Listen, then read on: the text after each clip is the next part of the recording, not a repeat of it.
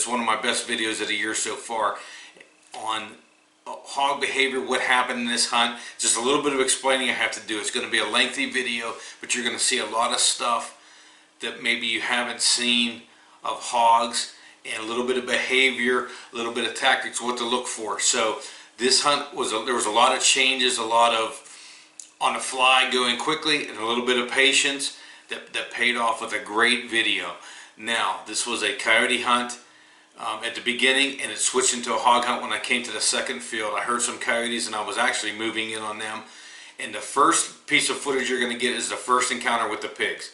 I come out on this freshly cut field. The hay bales are gone, so it's about a week old, and I catch this boar chasing a sow. The first thing I see is a boar chasing a sow.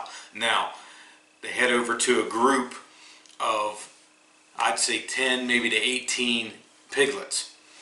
And the boar is chasing that sow around the piglets in circles. He tries to mount her a couple times. And you also have some satellite boars you see that are staying off to the side that don't want to fight for her, but they're just like running bucks chasing each other. And on this one, the first thing I do is I get the recording for you, my first encounter with the pigs. Now I check the wind. The wind is going to be from the left to right in all this video. So the wind is coming from the left to the right. When I eventually take the shot, it's coming straight on to me. So the first thing I did on this encounter, check the wind. The second thing I want to do is, because this boar is chasing this sow in circles, I have no idea where they're going to exit this field based on them. I'm looking at the piglets. I'm looking at the main group. The piglets are going to go where they want to go. The sow is going to chase the piglets, and then the boars are going to chase the sow. That's the plan that I think is going to happen. I just got to know where the piglets are going to leave the field. The sow follows them. Here comes the boar. So the lay of the land is, as I walk onto the field, it's kind of lower to the right. It comes up, then it goes down into a dip and comes back up again. They're in the left-hand dip, which is great. The wind's going left to right. I circle out around the hill, out of view of them.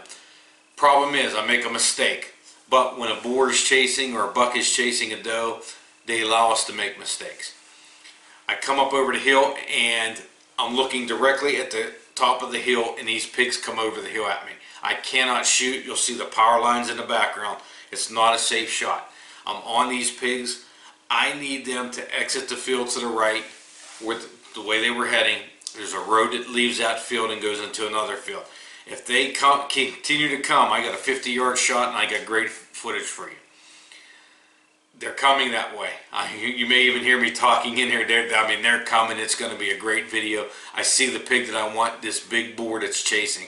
Now, one of the pigs sees something they don't like.